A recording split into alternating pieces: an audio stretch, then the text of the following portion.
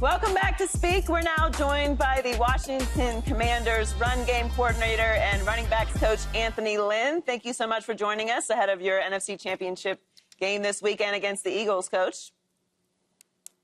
Well, thank you for having me, Joy. Jayden has been really lauded for his incredible poise that he's shown, particularly as a rookie. Did you notice that in him right away when you met him? First day.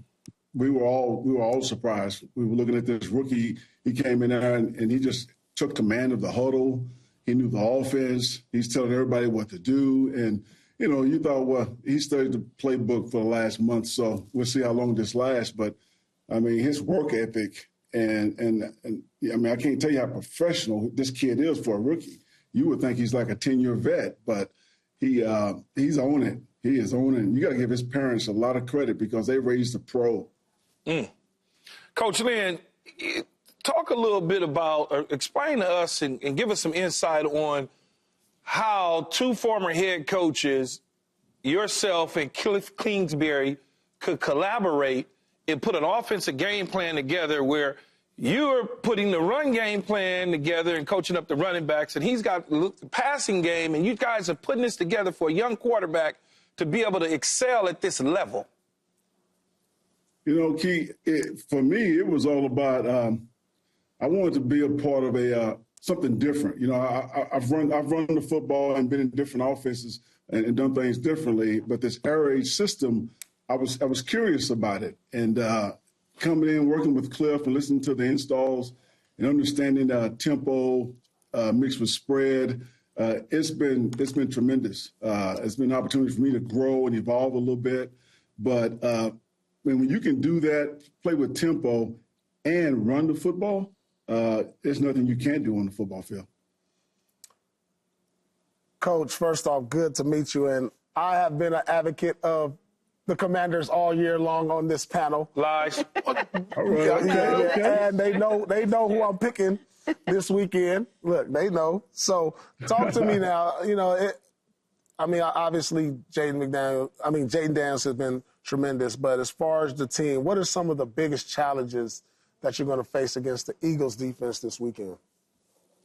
Well, they do have the number one defense in the game, and that's because they can rush 4 and drop 7. Yeah. And their defensive line is pretty damn good. You know, Carter, he can wreck a game. So that's going to be our biggest challenge. And they're fast. You know, front sevens with speed, you know, tends to be able to contain the quarterback a little bit more and get to the quarterback. So, you know, we have a protection plan for all that, and I feel very comfortable with our schemes against their front seven. So we'll see what happens on Sunday, but they are a very talented football team, but fast. You know, you guys took over an organization and a program that was, I don't need to say it, but probably one of the worst in the last, century or two. But in the end, Dan Quinn has brought a certain culture to the building. Tell us a little bit about that and how the transformation has happened just so fast.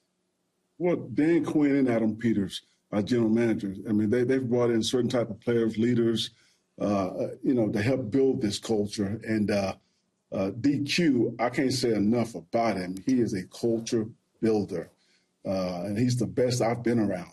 And he has a nice little team around him that helps him with this culture building. But I tell you, he just keeps showing guys, you know, the vision and how we're going to go down. And the guys, and he's authentic, and, you know, very authentic and honest. He'll tell you the truth. And the guys respect him and they believe in him. And they go out and they play like a brotherhood. They play for one another.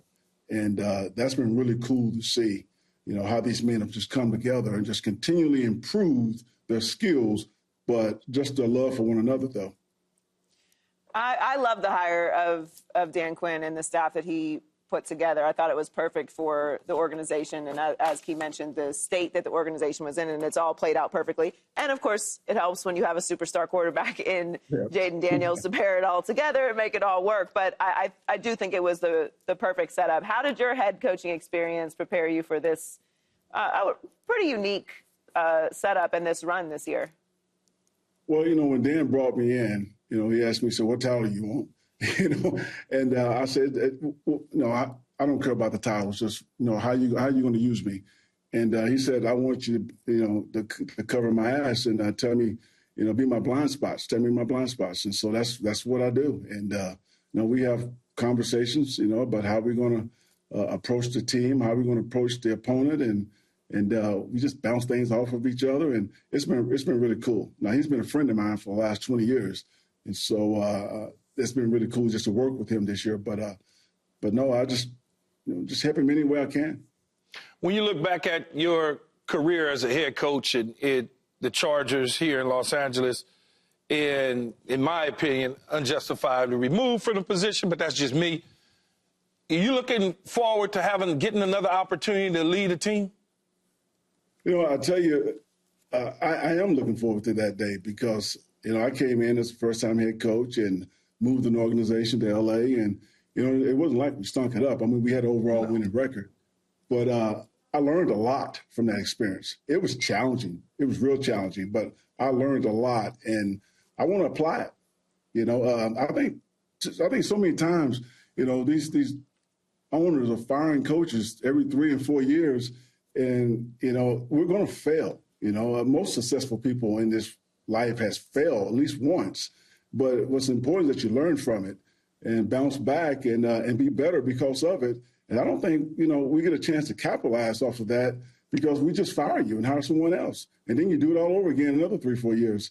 So, I'm very curious about second-time head coaches versus first-time head coaches winning percentage. I was just thinking about that today before I came on. But, yeah, I like another shot. All right, Coach. I just did a segment 2 days ago on top quarterbacks in the league. And we all talk all year about our top 4 quarterbacks, and it's always a consensus. Mahomes, Allen, Lamar, Burrow. But just this week. Who's that last one? Joe. Okay. Joe Burrow. Yeah. Just this week, I pushed Burrow out, and I put Jayden Daniels in. In your eyes, is he already an elite quarterback? Only 1.6% of those college kids signed an NFL contract, so yeah, he's elite. Oh, sure. Definitely. But you have to put him right now. You have to put him in that group because he just hadn't slowed down. Yeah. See, Paul, usually we get these rookies in here around week 9, they hit the wall because they played their college season, probably played in the bowl game. Mm-hmm. Then they start to get ready for the NFL draft and combine. And then they come right in after they get drafted and go to rookie mini camp and OTAs, training camp, preseason. They really don't get a break after a season. And then they play more football than they've ever played in their life.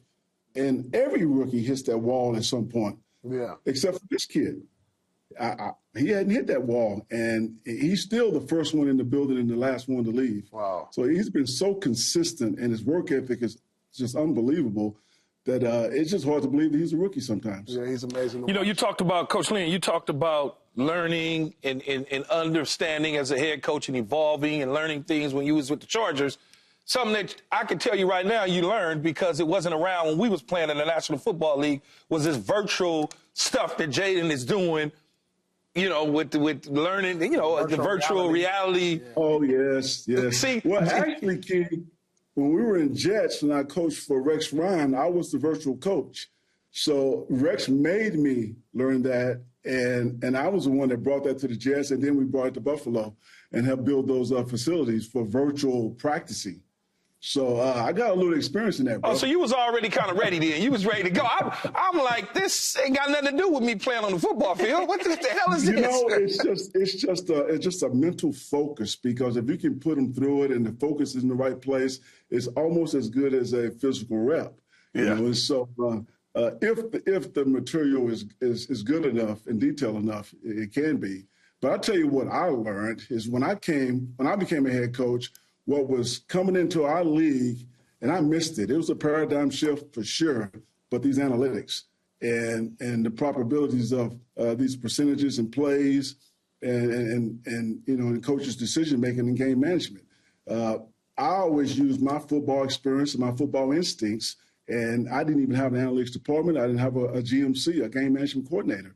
And so I think after studying with Andy Reid and John Harbaugh and just researching all the details and things that they did, it's pretty cool because I think they have the best ones in this league. But New England has a good team of that. But to me, that's been my biggest difference in the growth with me is just studying in the catapult. Players practicing intensity percentages and, trying to keep them healthy because it doesn't matter how good you are if you're not available. So those are the type of things that I think would have helped me tremendously if I had been exposed to that back then. Yeah, now you're going to have to help me out with this one, Coach Lynn, because I'm a little confused. You're Anthony Lynn. Now, I don't know if it's DeAnthony, DeAnton. How do you say your son's name? Danton Lynn. Danton Lynn. Because I'm like, is it abbreviated somehow? Now I know that it's spelled DeAnton, and you would not be wrong if you said DeAnton. That's what. But we're from Texas, Key. We're from Texas. We call him Danton. Okay? Danton. So how proud are you? When I was in college, no, it was high school. Our high school English teacher told us that Danton means of Anthony, and that's where that came from. And it stuck. Yeah, we people, we can screw up some names. But, Coach Lynn, how proud are you of Danton of the job that he's done at USC, or he's doing at USC, better yet? I'm happy for him because he works his tail off, and he's been at it for a long time. And, I didn't realize how much he picked up when he was small, running around the locker rooms and always around coaches. He picked up a lot. I mean, he's done a heck of a job, and he's got this mind, for numbers and formations that is really, really elite. If you ask me, we get together on vacations and we go toe to toe. I go offense, he go defense, and I draw this play, you stop this play, and some of the formations that he comes up with is pretty cool.